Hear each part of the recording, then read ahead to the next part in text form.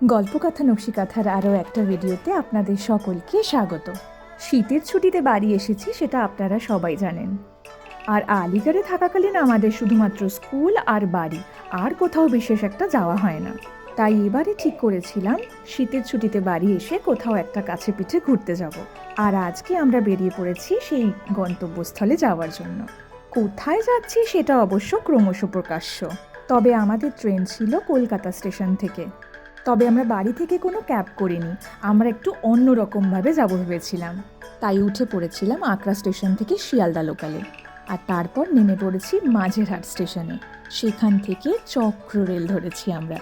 আর এই ট্রেনটা Khidirpur, remount road, Prinsep ঘাট আর টালা এই সমস্ত স্টেশন হয়ে সোজা পৌঁছয় কলকাতা স্টেশনে।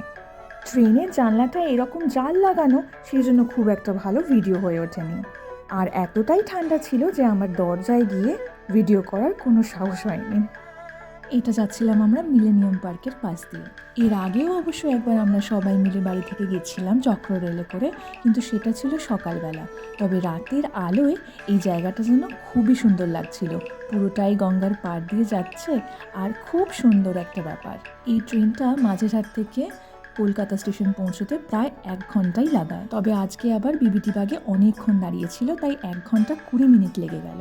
আর আমার মা অনেকক্ষণ ধরে কল করে যাচ্ছে, কারণ মা আর আমার মাসি অনেকক্ষণ কলকাতা স্টেশনে পৌঁছে গেছে। এবারে আসার পর থেকে এখনো বাড়ি যায়নি।